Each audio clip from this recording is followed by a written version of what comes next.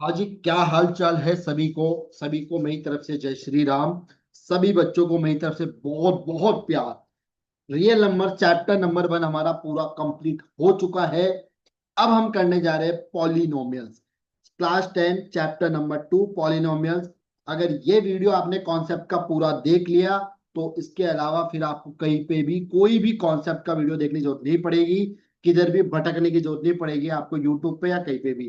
Complete concept video है ये polynomials का। ठीक है, तो आओ स्टार्ट करें दो पल खुशियों के साथ बिता के। तो आज का हमारा चैप्टर है पोलिनोमियल। देखो क्या मतलब क्या पीपीटी बनाई है, देखो मैंने वापस दिखाता हूँ आपको। ए पीछे हो जा, पीछे हो जा, देखो। यार चल जा यार, भाई चल जा यार, बेइज्जती मत करा। तो ये है आपका पॉलिनोमियल, है ना। ये पता नहीं क्यों नहीं चल रहा है। तो पॉलिनोमियल्स आज हम करने वाले हैं, बहुत ही अच्छी तरीके से करेंगे।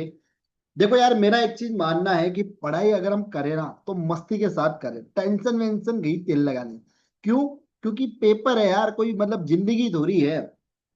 बहुत सारे मैंने आज देखो, डोली चाय वाले को देखो आप, मतलब ऐसे ऐसे दूध कर करके ही उसने कहाँ पहुंच गया, बिल गेट्स तक पहुंच गया। तो भैया जिंदगी का कोई भरोसा नहीं है, मेहनत और भाग्य दोनों जरूरी है। तो पॉलिनोमियल की हम बात कर रहे थे। तो पॉलिनोमियल को स्टार्ट करने से पहले हम ये समझ लेते हैं कि पॉलिनोमियल वर्ड का मतलब क्या होता है। ठीक है, जब तक आप पॉलिनोमियल वर्ड का मतलब नहीं समझेंगे ना तब तक आपको पॉलिनोमियल समझ में नहीं आएगा। So let's start. इंग्लिश भी सीख रहा हूं मैं बहुत अच्छे से। तो पॉलिनोमियल्स, तो पॉलिनोमियल्स जो है आपका, ठीक है ध्यान से समझना भाई। इसके अंदर एक वर्ड है आपका पोली, है ना। है ना। हमने तारक मेहता का उल्टा चश्मा में सुना था गोलू पोली, गोली मोली टोली। तो यहां पर है पोली। पोली का मतलब होता है मेनी, अनेक, बहुत ज्यादा। ठीक है। और नोमियल का मतलब होता है टर्म्स, है ना। टर्म्स या फिर उसका नेम। तो दो वर्ड से मिलकर बना है ये पोली और नोमियल। ठीक है। तो पोली का मतलब होता है मेनी और नोमियल्स का मतलब होता है टर्म्स, तो मेनी टर्म्स। ठीक है, ये वर्ड का मतलब बताया मैंने आपको भी। अब हम देखते हैं इसकी डेफिनेशन। इसकी दो डेफिनेशन है, एक और एक्स्ट्रा भी है, बट अभी दो ही देख लो। Polynomial is an algebraic expression. Algebraic expression जैसे वेरिएबल्स होना चाहिए एक्स वाई जेड, है ना, इस टाइप से। कांस्टेंट जिसमें सिर्फ डिजिट हो, जैसे 3 4 5। And non negative integer exponent of variable combine using addition subtraction और मल्टीप्लिकेशन। कहने का मतलब है, जैसे मैंने लिखा x+1, है ना। तो वेरिएबल भी है, कांस्टेंट भी है, और एल्जेब्रिक ऑपरेशन का मतलब है एडिशन सब्सट्रैक्शन और मल्टीप्लिकेशन भी इसके अंदर आते हैं। तो उसे हम कहते हैं पॉलिनोमियल। बहुत ही इजी तरीके से मैं आपको समझा रहा हूं। पॉलिनोमियल का मतलब एक डेफिनेशन और भी होती है इसकी, polynomial in one variable algebraic expression consisting of term A N X N. तो भाई यहाँ पर ए एन जो है आपका रियल नंबर है, एक्स आपका वेरिएबल है, एन आपका नॉन नेगेटिव इंटीजर है, और एक्स आपका होल नंबर है। ठीक है। और पॉलिनोमियल की एक डेफिनेशन और है, वो भी आप लिख सकते हो कि मोर देन टू टर्म्स, जिसमें दो से ज्यादा टर्म्स हो, तो वो भी आपका पॉलिनोमियल ही होता है। ठीक है। तो अभी हमने वर्ड के बारे में पढ़ा, पॉलिनोमियल के डेफिनेशंस पढ़ी है। अब हम देखते हैं इसके कुछ एग्जांपल्स, कि भाई कुछ पॉलिनोमियल्स क्या क्या एग्जांपल्स होते हैं उसके, और क्या पॉलिनोमियल नहीं होते हैं। तो देखो, x+2, है ना, इसकी पावर x है। पावर एक्स की वेरिएबल, सॉरी, एक्स वेरिएबल की पावर 1 है। सिंपल सा समझो आप। जैसे 3x² - x+7, ये भी आपका पॉलिनोमियल है। 4, ये भी आपका पॉलिनोमियल है। 2x³ + 5x - 1, ये भी आपका पॉलिनोमियल है। y4 + 3y² + 6, ये भी आपका पॉलिनोमियल है। अब कौन कौन से पॉलिनोमियल नहीं होते हैं? जो फ्रैक्शन में हो, 1/x+2, इस टाइप के आपके पॉलिनोमियल नहीं होंगे। जिसकी पावर, वेरिएबल की पावर नेगेटिव हो, वो आपके पॉलिनोमियल नहीं होंगे। जिसकी पावर फ्रैक्शन में हो, वो आपके पॉलिनोमियल नहीं होंगे। जिसकी पावर रूट में हो, वो आपका पॉलिनोमियल नहीं होगा। और जो डिवीजन में हो, वो भी आप वेरिएबल, वो भी आपका पॉलिनोमियल नहीं होगा। तो कहने का मतलब है, वेरिएबल डिनोमिनेटर में नहीं होना चाहिए, नेगेटिव पावर नहीं होनी चाहिए, फ्रैक्शनल पावर नहीं होनी चाहिए, स्क्वायर रूट ऑफ वेरिएबल नहीं होना चाहिए, और डिवीजन बाय वेरिएबल नहीं होना चाहिए। अगर ये सब चीजें हैं तो वो पॉलिनोमियल नहीं होगा। क्या आपको मेरी बात समझ में आ गई क्या? देखो अभी टी शर्ट को प्रेस करके पहन के आया हूँ, अच्छा लग रहा हूँ ना मैं? कितनी कितनी चमक रही है ये, 4 बूंदों वाला से धोया है मैंने इसको। तो ये देखो, रिमेम्बर आपको क्या ध्यान रखना है, पॉलिनोमियल्स पावर है ना, 0 1 2 3, और जिसकी पावर -1 नेगेटिव है, फ्रैक्शन है, वो आपका पॉलिनोमियल नहीं होगा। बात समझ में आ गई सभी को? बहुत धीरे धीरे समझा रहा हूं आपको, वर्ड समझाया, डेफिनेशन समझाई, अब एग्जाम्पल समझा दिया। आगे बढ़ते हैं। अब आते हैं पॉलिनोमियल के बच्चे। तो पॉलिनोमियल के दो बच्चे होते हैं। There are two types of polynomial, one is degree and second is term. तो दो बच्चे इसके, डिग्री और एक टर्म। तो डिग्री क्या कहती है भाई? डिग्री कहती है कि the of the polynomial highest power of the variable. समझ में आई आपको बात? अगर कोई भी वेरिएबल है उसकी हाईएस्ट जो पावर है वो डिग्री होती है। जैसे एक एग्जांपल लेते हैं, जैसे 7x³ plus 4x² minus 2x plus 9 है। देखो वेरिएबल सेम होने चाहिए। अब आप कहोगे सर यहाँ पर पावर 3 भी है, 2 भी है और 1 भी है। तो भाई यहाँ पर एक चीज मैंने इसलिए लिखी है हाईएस्ट पावर। तो भाई इसकी हाईएस्ट पावर देखनी है आपको, तो इसका आंसर 3 होगा। क्लियर है? ओके। टर्म्स, टर्म्स क्या होता है? ईच सेपरेट पार्ट, है ना? जब घर में दो दो तीन तीन बच्चे हो जाते हैं, फिर उनकी शादियां होती है, तो वो सेपरेट चले जाते हैं ना, अलग अलग। मैं मेरे फ्लैट अलग बनाऊंगा, मैं अलग रहूंगा, है ना, माँ बाप को छोड़ के। ऐसा नहीं करना है, माँ बाप को छोड़ के नहीं जाना। तो ईच सेपरेट पार्ट ये सिर्फ टर्म्स में अलाउ है, फैमिली में अलाउ है। Each separate part connected by plus और माइनस। जैसे 5x² एक टर्म्स ये हो गई, 3x और -7, दिस इज कॉल्ड टर्म। ठीक है? इक्वेशन को सेपरेट कर लेना, है ना? इसको अभी और सेपरेट कर सकते हैं, 5 × x × x, बट अभी आप ऐसे ऐसे इसको लिख सकते हो। तो डिग्री का मतलब हाईएस्ट पावर, और टर्म्स का मतलब सेपरेशन। ओके, चलो भैया नेक्स्ट। मुझे पता है आपको बहुत अच्छा समझ में आ रहा है, अगर नहीं आ रहा है तो फिर आपने च्यवनप्राश नहीं खाया है। Degree types. अब हम देखते हैं डिग्री किसके टाइप की होती है। तो सबसे पहले हम बात करते हैं लीनियर पॉलिनोमियल। अब डिग्री के भी 4 बच्चे हो गए, देखो फैमिली बढ़ती जा रही है। 4 बच्चे कौन पैदा करता है ये? लीनियर पॉलिनोमियल, यहां से एक ही नहीं समझ रहा हमसे। लीनियर पॉलिनोमियल, अगर किसी भी वेरिएबल की हाईएस्ट पावर 1 है, किसी भी वेरिएबल की हाईएस्ट पावर 1 है, this is called linear polynomial. जैसे 2x + 3 है, इसकी हाईएस्ट पावर क्या है? 1 है, तो ये आपका लीनियर पॉलिनोमियल होगा। अब जैसे मैं बोलता x² + 2, तो ये यहाँ पर आपका लीनियर पॉलिनोमियल नहीं है। Next, quadratic. क्वाड्रेटिक का मतलब 2 होता है, तो जिसकी वेरिएबल की हाईएस्ट पावर 2 है, जैसे x² + 5x + 6 है ना, तो इसकी हाईएस्ट पावर 2 है। आपको लोवेस्ट नहीं देखनी है, हाईएस्ट देखनी है वेरिएबल की। ठीक है? अब आप कहोगे सर वेरिएबल चेंज हो गया तो, है ना, तो वेरिएबल चेंज होने वाली कंडीशन अलग होती है, अभी आप उसमें मत घुसना, सेम वेरिएबल की बात हो रही है। क्यूबिक पॉलिनोमियल, भाई क्यूबिक पॉलिनोमियल वो होती है जिस वेरिएबल की हाईएस्ट पावर 3 हो। देखो यहाँ पर है x³ + 2x² - 3, तो यहाँ पर हाईएस्ट पावर कितनी है आपकी? 3 है, तो ये होता है क्यूबिक पॉलिनोमियल। अच्छा, एक टाइप और लिखवा देता हूं मैं आपको, by quadratic. By quadratic polynomial. अच्छा, क्वाड्रेटिक का मतलब क्या था? हाईएस्ट पावर 2 होनी चाहिए। तो बाई क्वाड्रेटिक का मतलब होता है the highest power, the highest power. वैसे एनसीईआरटी में तो नहीं है, लेकिन आरडी में दे रखा है, तो लिख लो, वेरिएबल इज 4। ठीक है? तो ये हो जाएगा x⁴, x⁴³ x² + x। तो यहाँ पर आपको हाईएस्ट पावर देखनी है, तो ये होगा आपका बाई क्वाड्रेटिक। क्वाड्रेटिक का मतलब 2, बाई और लग गया तो 4 हो गया। नेक्स्ट, अरे समझ में आया ना डिग्री के टाइप्स? लीनियर, बाई क्वाड्रेटिक और क्यूबिक और बाई क्वाड्रेटिक। अब हम बात करते हैं टर्म्स। टर्म्स के भी 4 बच्चे हैं। भाई टर्म्स ने कहा कि वैसे तो मेन तो 3 ही है, बट मैं आपको एक दो और एक्स्ट्रा करवा दूंगा। तो डिग्री ने टर्म्स से कहा, एक छोटी सी स्टोरी बताता हूँ आपको, बहुत जेन्युइन स्टोरी है ये। डिग्री ने टर्म्स से कहा कि मैंने 4 बच्चे पैदा करे, ठीक है ना? तो टम्स ने कहा अच्छा, तूने 4 करे तो मैं भी कम नहीं हूं, मैं भी 3 से तो कम नहीं करूंगा। तो 3 तो इसने करे करे, फिर चौथा बच्चा भी इसने करा। तो मैं आपको 4 बच्चे इसके बारे में बता देता हूँ। तो टर्म्स टाइप्स, तो monomial a polynomial with one term, जिसके अंदर सिर्फ सिंगल टर्म हो, जैसे 5x माइनस 3x स्क्वायर। अब जैसे मैं इसमें लिख दूं एक्स स्क्वायर प्लस वन, तो भाई ये गलत हो गया क्योंकि दो टर्म्स हो गई, एक और दो, ठीक है ना। तो अच्छा, जैसे 5/7, तो ये भी मोनोमियल है, जरूरी नहीं वेरिएबल नहीं हो तो टर्म्स में नहीं आएगा, वो भी टर्म्स में आएगा। सेकंड है बाइनोमियल। बाइनोमियल का मतलब होता है जिसके अंदर टू टर्म्स हो, तो जैसे एक और दो, दो टर्म्स हो गई, एक और दो, ये भी दो टर्म्स हो गई, a-b, ये भी दो टर्म्स हो गई, ठीक है ना। जैसे अब मैं आपको और अच्छे से समझाता हूँ, जैसे x और 3, तो हो गई ना भाई, एक तो ये हो गई और एक ये हो गई, दो टर्म्स हो गई ना। तो बाइनोमियल का मतलब आप यूं समझ सकते हो, कपल, है ना, रिलेशनशिप में है ये, एक लड़का और एक लड़की, ठीक है। आजकल एक नई और आ गई सिचुएशनशिप, उसके बारे में मैं कभी और बताऊंगा।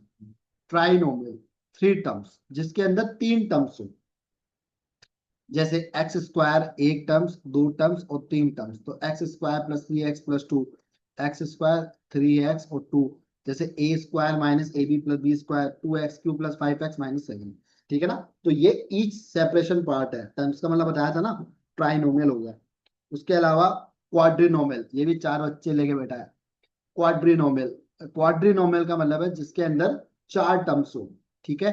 तो जैसे देखो x³ plus x² plus x+1, तो देखो एक तो x³ हो गया, एक x² हो गया, एक x हो गया और एक 1 हो गया, ठीक है ना। तो क्वाड्रिनोमियल का मतलब होता है जिसके चार बच्चे हो, सॉरी जिसके चार टर्म्स हो, ओके। चलो भैया आगे बढ़ते हैं।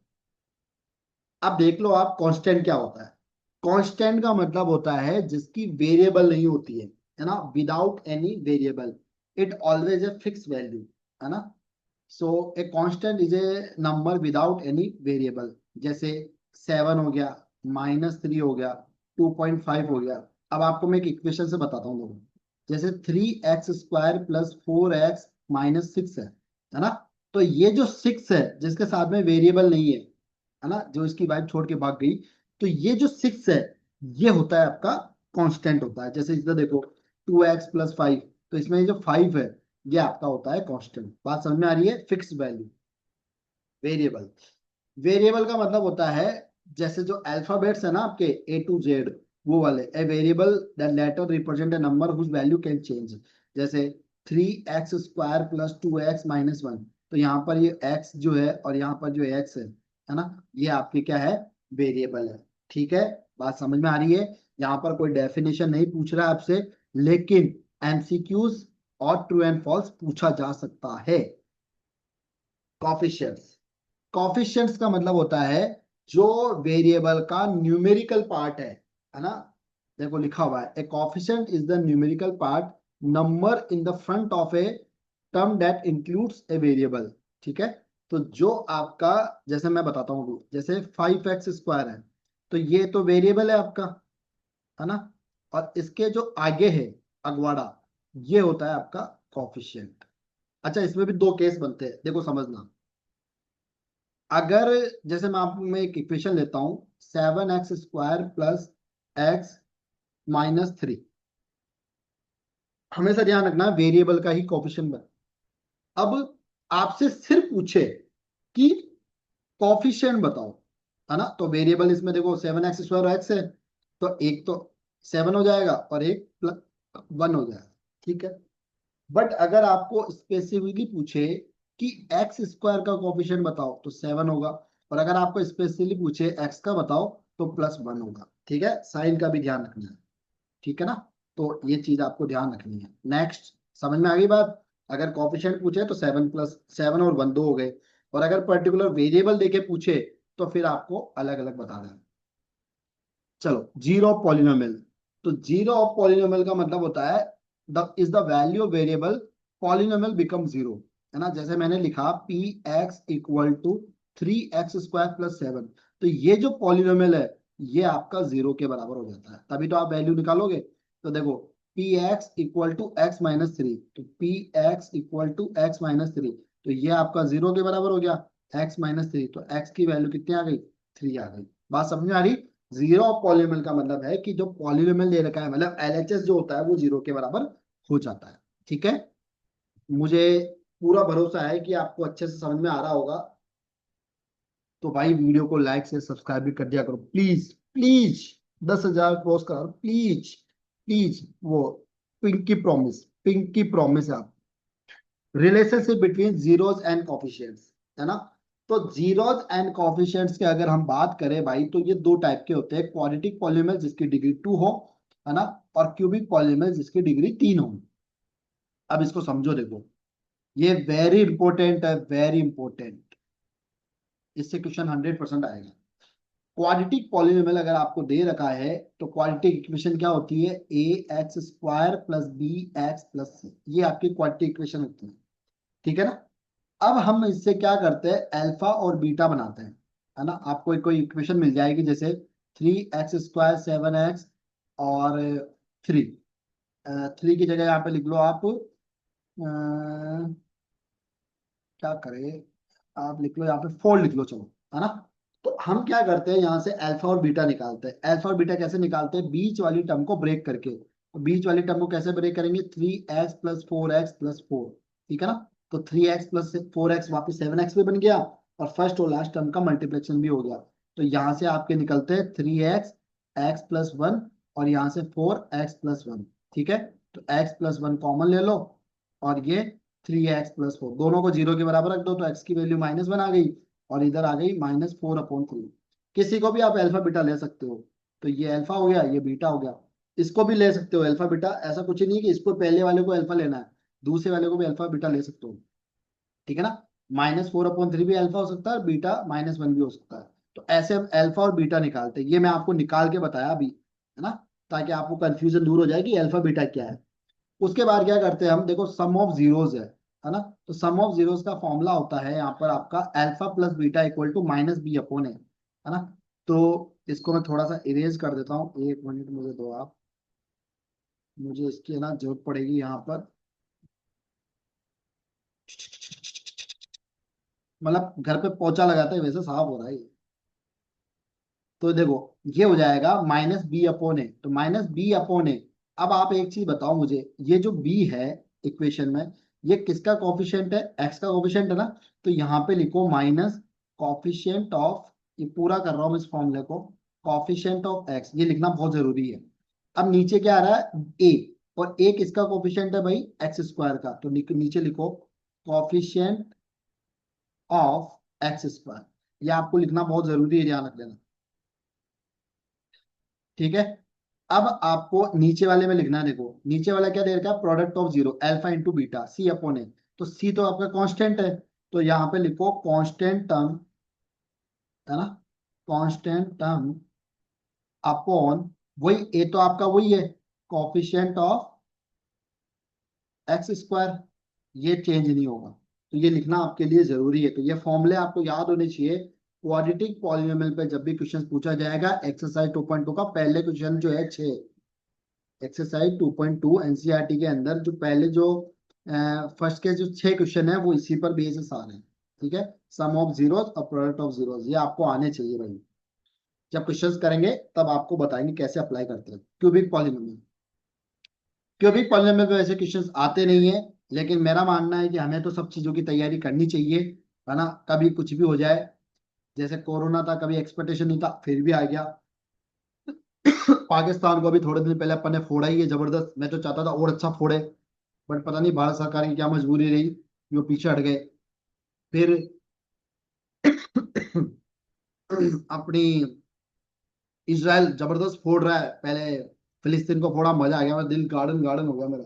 जब भी इनको फोड़ते हैं ना, मेरा पता नहीं को दिल इतना गार्डन गार्डन होता है। फिर लेबनान को फोड़ा, अभी ईरान को फोड़ रहा है। फिर ये बीच में ट्रम्प बाबा आ गए, ट्रम्प चाचा, तो उन्होंने शांत करवा दिया, बाकी मैं तो सोचा था कि अच्छे से फोड़ेगा। तो क्यूबिक पॉलिनोमियल जो है, ax³ + bx² + cx + d, उसमें दो टर्म्स की बात की गई थी, है ना। दो, दो की, 2 डिग्री की, और इसमें 3 डिग्री की बात की है। तो इसमें सिर्फ अल्फा बीटा और गामा और एक्स्ट्रा आ जाएगा। तो रिलेशनशिप क्या बनेगा? Alpha plus beta plus gamma -b/a, ठीक है। Alpha beta plus beta gamma पर गामा अल्फा c/a, और alpha into beta into gamma -d/a, ये भी आपको याद करना है। अगर इन द केस आ जाए तो अपन को चेक देना है। नेक्स्ट, एक एक्सरसाइज 2.2 के अंदर हमें क्या कर रखा है कि 2.2 का क्वेश्चन नंबर 2 में क्या कर रखा है कि आपको sum of zero product of zero दे रखा है। और क्वेश्चन करवा रहा है standard form of quality polynomial, तो उन केस के अंदर एक इक्वेशन आपको ध्यान रखनी है कि sum of zeros X plus product of zeros. अब ये क्या है मैं बता देता हूं आपको। आपको सीधे है ना वैल्यू दे रखी है alpha plus beta, second question की बात कर रहा हूं, और अल्फा बीटा, बस आपको वो वैल्यू यहाँ पुट करनी है। सम ऑफ जीरो दे रखा, प्रोडक्ट ऑफ जीरो दे रखा, इसके अंदर पुट कर देना, आंसर आ जाएगा। आपको ये वाली जो इक्वेशन है वो याद होनी चाहिए, ठीक है ना, जब आपको सम ऑफ जीरोस और प्रोडक्ट ऑफ जीरोस दे। ठीक है, तो सभी को बहुत बहुत थैंक यू, है ना। देखो अब ये अपनी अपनी शकल दिखाने वाली है, दिखाने वाला है। ओ माय गॉड, इसने अपनी शकल ही दिखाई। तो भैया मुझे पूरी उम्मीद है कि आपको बहुत अच्छे से समझ में आया होगा, और है ना, मुझे पूरी उम्मीद है कि आपको बहुत अच्छे से समझ में आ गया होगा। मैंने पूरा आपको पॉलिनोमियल से लेके और एंड तक, इससे ज्यादा कॉन्सेप्ट नहीं है, चाहे आप कोई सी भी बुक उठा के देख लेना। और बहुत अच्छे से मैंने कोशिश करी है आपको समझाने की। आई होप मेरा सम्मान रखते हुए कि आपको समझ में आया होगा। नहीं आए तो एक बार फिर से वीडियो देख लेना, फिर भी नहीं आए तो फिर बेटा डॉक्टर को दिखाओ, जरूरत पड़ेगी। ठीक है ना, तो मिलते हैं नेक्स्ट वीडियो में। सभी को बहुत बहुत धन्यवाद एंड लव यू ऑल। अब हम करेंगे क्वेश्चंस एनसीईआरटी के, फिर वही हम जो कर रहे हैं वैसे ही करेंगे। तो मिलते हैं नेक्स्ट वीडियो में। लव यू ऑल बेटा, बाय बाय, टेक केयर।